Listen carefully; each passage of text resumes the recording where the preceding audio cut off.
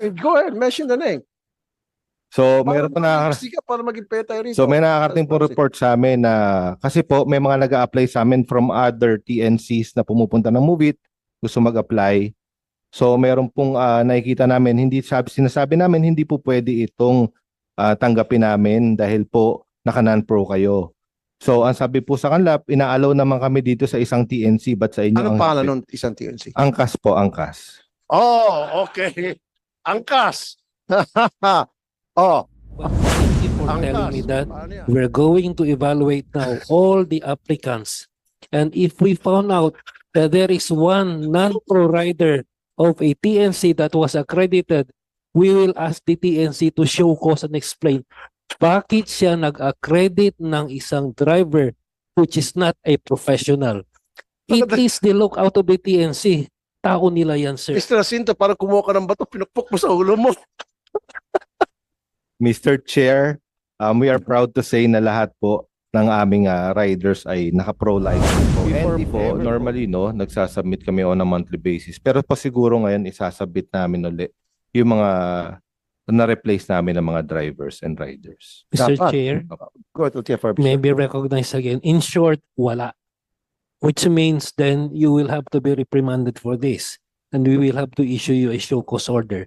Thank you, Patay Mr. kang Chair. bata ka. Okay lang po sa amin yon. Wala pong problema. We will comply naman. Oh, see?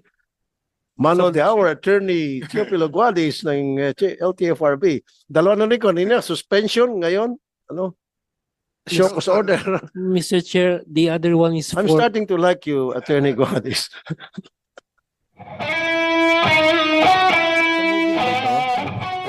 Gusto ko lang makita. Do you confirm this? Yung activated within 45 minutes. Sabi, may motor ka ba at pro driver's license ka ba? So, ma-activate siya in 45 minutes. Gusto ko lang just want to make sure that Yes, Sen activated in 45 minutes after po ng lahat ng skills training and kasi po do you make sure na talagang they undergo the kala ko mag-apply lang activated, delikado ho yun. Ano po yung skills training nila? How rigorous is it? so meron po tayong standard na skills training na ginagawa, and ang importante po sa amin ngayon talaga is yung classroom type of training. Kasi po we all know na skillful naman po talaga yung nagmomotor, no? Pero po yung pag-uugali and behavior po, yung po ang nagkakaiba-iba pag lumabas sa kalye. Kaya doon po kami nag-concentrate. And after po nung kasi dati, pag natapos po yan, within 24 hours po yung activation. So ngayon po, after po ma-complete lahat ng training, within 45 minutes po ma-activate na.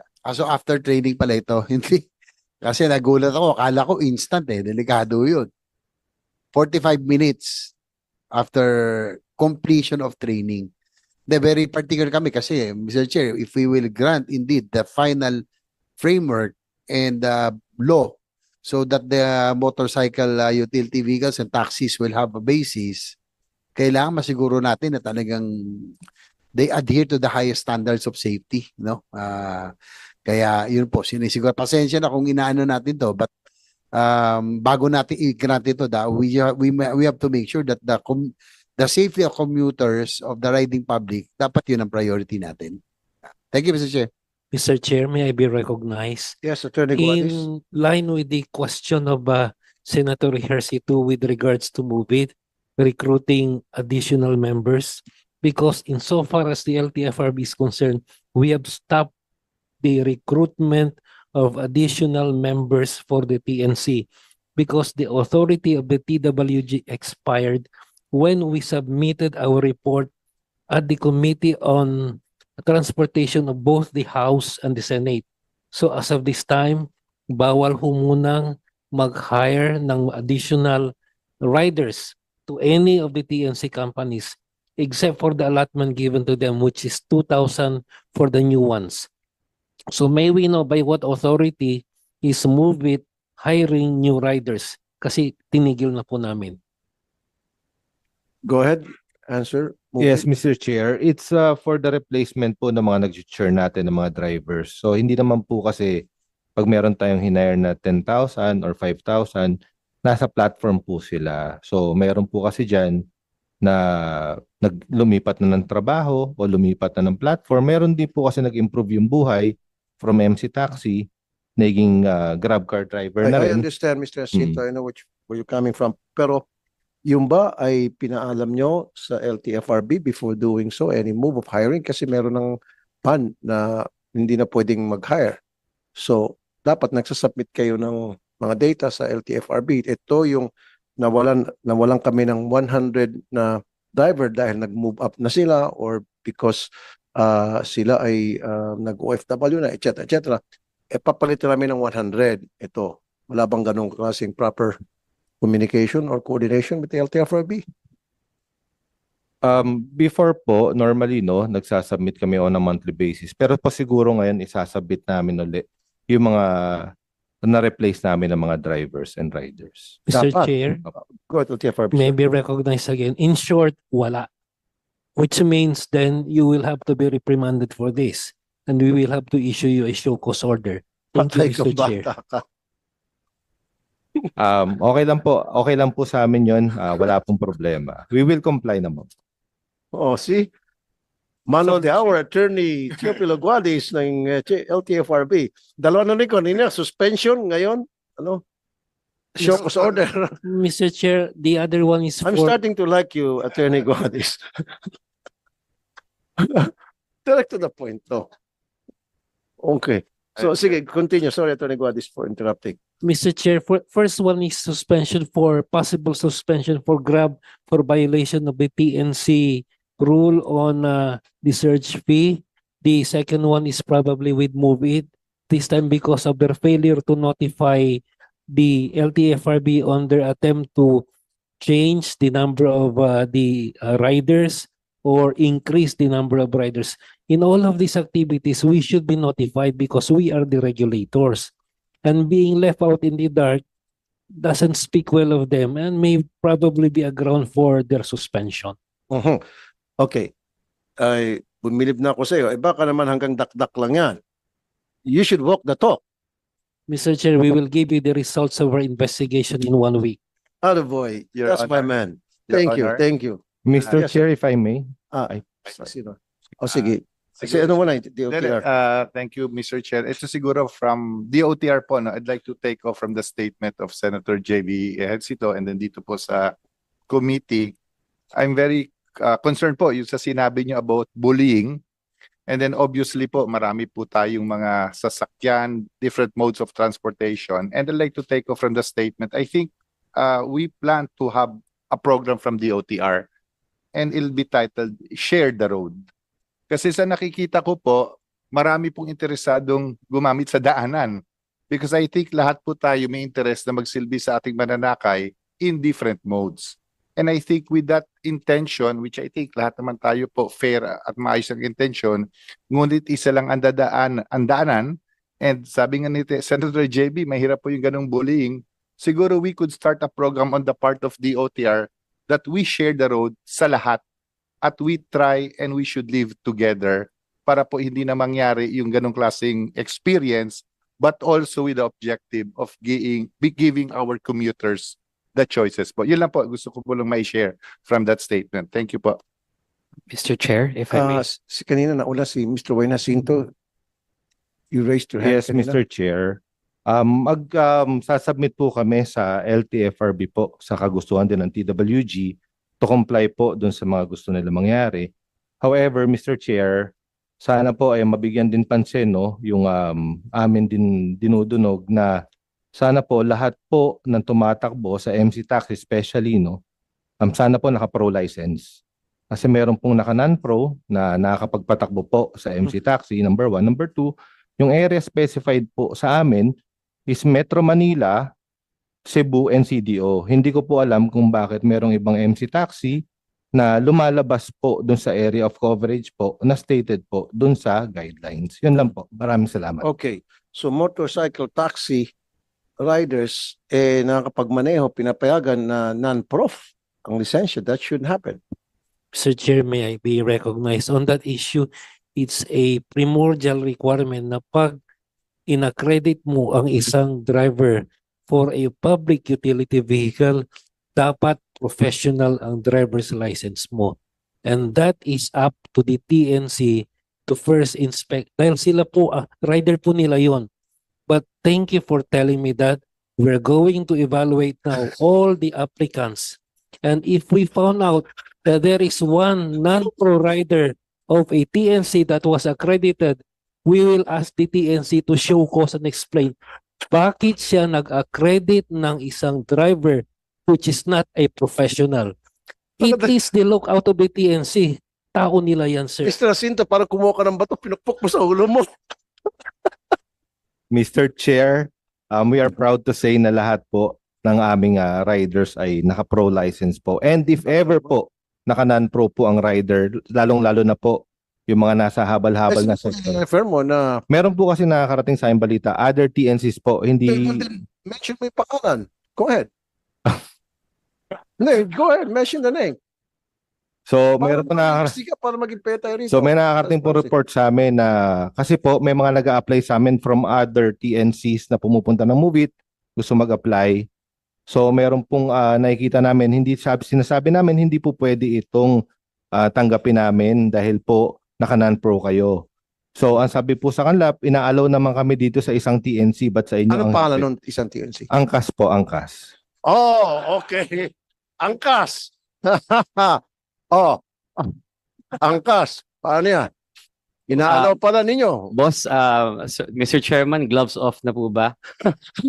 Kasi I assure you, Mr. Chairman, wala pong katotohanan yan. And sana po maging prudent po yung mga tao na to not commit any type of slander, especially in a public hearing like this. Kasi we're in fact working with the LTO po. Meron po tayong non-pro to pro program. In which case we actually teach the non-professionals on how to apply for a professional license. But we do not accept po anybody in a motorcycle taxi na non-pro. On top of that po, Mr. Chairman, I'd just like to point out yung TESTA certification po ng motorcycles as a business, ang angkas po ang gumawa ng curriculum. At yung pong mga TESDA ng mga trainers, kami po yung nagtitrain. So we take safety very seriously. And the accusation po that we have non-pro license is quite ridiculous and quite concerning, especially coming from a fellow participant. No? Pare-pareho lang po tayo dito na sumusunod, nagsiservisyo. Sana po walang ganong klaseng mga siraan. Okay, I just want to be fair as well. I just want to be in the middle. Nakarating sa kanyang sumbong, ibig sabihin may nagsusumbong. Hindi naman niya siguro out of the blue gagawa siya ng ganong klaseng istorya lang. So meron talaga mga nakapagsabi sa kanya na gusto lumipat sa kanila na doon sa kabila, okay lang. Dito pala sa inyo, kailangan pala professional driver's license. Sana po masubstantiate yun kasi Yan lang nga lang. yun nga po. So pwede pong gumagawa-gawa po siya ng storya, hindi po natin alam. Pwedeng gumagawa, pwedeng hindi. Pwede rin pong hindi. Yes. Pero I can assure you in our platform, 100% lahat po naka-pro Okay, license. FTO, wala ba kayong pwedeng gawing monitoring system na para ma-ensure ito pong mga driver sa Angkas, sa Movit, lahat ay professional driver. Wala ba yung parang mag-enroll? They have to enroll from now on na mag-enroll ka kung gusto mo maging driver ka ng Angkas and then magpakita kang registration mo and then bibigyan ng certificate yung rider na yon ng LTO para hawak-hawak niya parang certificate na allowed na siya mag-drive para sa Angkas man o sa Movit o sa Lala Move for that matter. Wala ba kayong ganun sistema? Can you put something in place? Something like that? Mr. Chair, morning po. Mr. Chair, meron po kaming memorandum circular na inisyu nung July 2, 2024 which states that pursuant to the circular 2024-001 of the TWG, required po na yung mga participants sa MC Taxi should be a professional driver's license.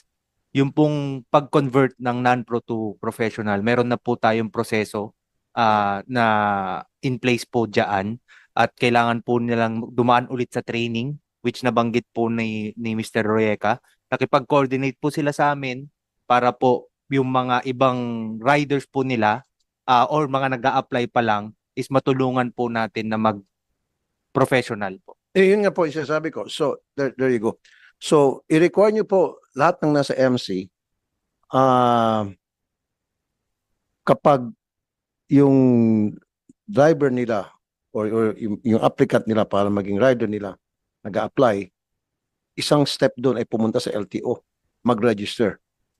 Para yung LTO mag-evaluate kung ito ba ay driver's license niya ba ay green or red or bad ang record nito. Siguro kailan ng training tulad ng sinabi mo, something like that. So merong monitoring, papasok kayo rito para sa regulation. Yes po, Mr. Chair.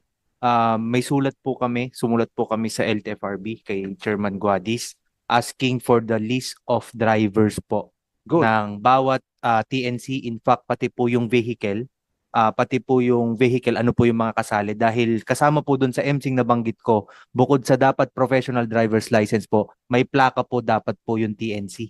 Okay. Kaya hiningi po namin sa LTFRB, we will follow it up po para kung meron po tayong nakita na tao na participants na non-pro po siya, tutulungan po natin mag-pro or isoshokos po natin yung we will recommend to the TWG. Well, before tulungan nyo yung rider, dapat kailangan masanction nyo yung owner Yes. ng company. Yes, yes, Mr. Chair. We will coordinate with TWG kay Chairman Guadis po para po ma-issue po nila yung appropriate shokos po doon po sa nag-onboard nung tao na hindi naman po professional driver's license holder. Okay.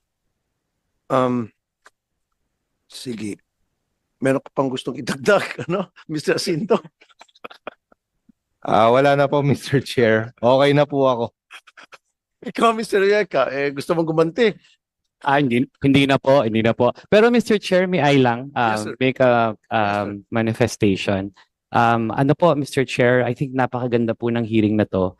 And I really support and commend that you facilitated this hearing, especially since ang tagal na po rin talaga namin naghihintay for the prevailing law. In the meantime po, Mr. Chair, may I suggest, yun po yung request ko po in several town halls with the President and also with Secretary Jimmy Bautista, na sana po yung motorcycle taxis po or motorcycle maging part na po ng National Transport Plan. Kasi pag naging part po siya ng National Transport Plan, doon pa lang po sa planning stage, katulad ng mga roads, infrastructure, route rationalization, nakasama na po yung motorcycle at hindi po siya by the way. Na pag natapos na po yung National Transport Plan, doon po pa lang nakikipag-coordinate kung ano po yung pwedeng representation ng mga TODA at ng mga motorcycle. So kung pwede lang po kahit wala pa po tayong batas, baka makasali na po kami sa conversation dun sa mga plano pang national regarding po motorcycles and transportation. Yun lang po, Mr. Chair. Yeah, DOTR should look into that, right? Okay.